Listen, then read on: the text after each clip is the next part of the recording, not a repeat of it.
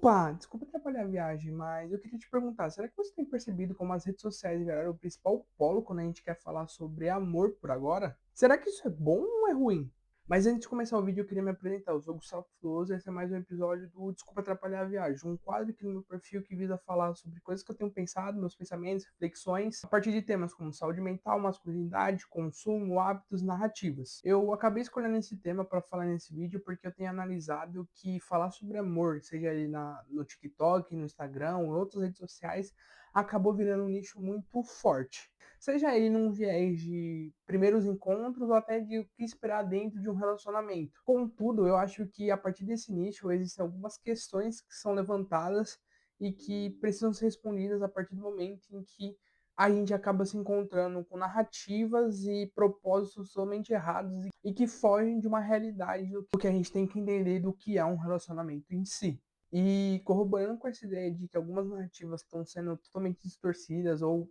por um viés totalmente errado do que são relacionamentos, do que é falar de amor com outras pessoas, eu acabei recuperando uma pesquisa divulgada pela Folha de São Paulo, onde aponta que 46% das narrativas sobre amor dentro das redes sociais são de aspectos negativos. Em contrapartida, só 22% dessas falas acabaram sendo com um viés mais positivo. Mas o que quer dizer esses dados em si? Eu acredito que acaba ocorrendo uma quebra de expectativa muito grande quando a gente para analisar os encontros que têm acontecido atualmente, especialmente quando a gente para olhar uma vertente mais heteronormativa. Acredito que se você está cronicamente online em 2025, você já se deparou com POV homens ou mulheres reclamando de atitudes que os homens tiveram. É cada vez mais complicado homens que são funcionais e que conseguem conversar com uma mulher normalmente sem travar alguma coisa do tipo ou sem protagonizar qualquer imbecilidade que existe por aí. E corroborando com essa primeira parte que eu pontuei, eu acho que a partir do momento em que se cria conteúdo nas redes sociais, acaba se vendendo a ideia de que o amor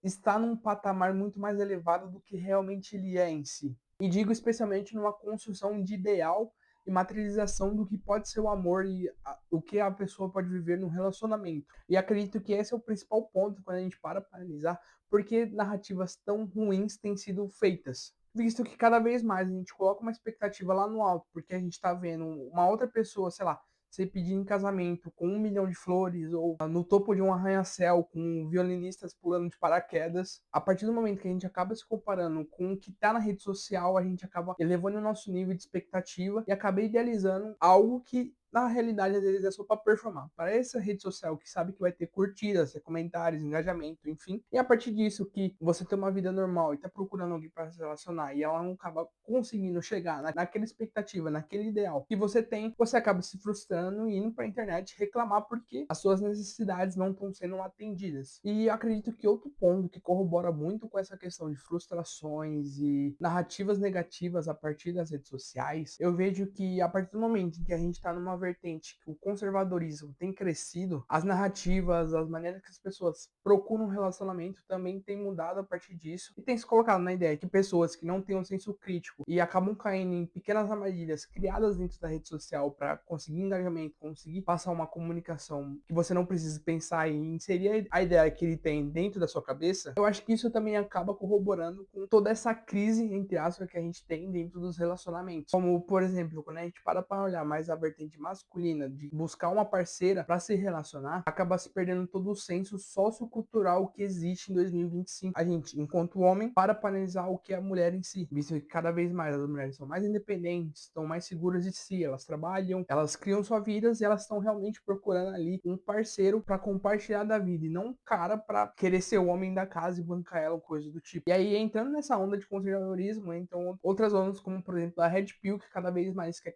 contaminar os homens a partir de um viés em que ele precisa ser o provedor da casa. Para ele ser validado enquanto homem, ele precisa ser o manda-chuva e todos os arquétipos que a gente considera de homem mais conservador e que se passaram durante décadas da nossa sociedade. Acho que também, em contrapartida, algumas mulheres acabam criando narrativas que esquecem totalmente e perdem a noção socioeconômica que existe na atualidade. Onde, por exemplo, você acaba encontrando em alguns cenários, e até os próprios homens corroboram com isso também, visto que cada vez mais as pessoas estão cobrando que, por exemplo, o homem pague tudo, o homem tenha certo tipo de status, o homem tenha certo tipo de carro, o homem faça certo tipo de coisa que é totalmente fora da realidade. Então, tipo, existem pessoas que tratam com normalidade você ganhar 10, 20, 30 mil reais, sendo que na realidade a maioria das pessoas está batalhando por conseguir mais que um salário mínimo e acaba quebrando toda expectativa quando a gente para analisar, visto que, como um exemplo que eu vi esses dias para fazer esse vídeo em si, que era um cara falando que se você está se relacionando com uma menina em que o pai dela tinha uma BMW e levava ela para Orlando no aniversário de 15 anos,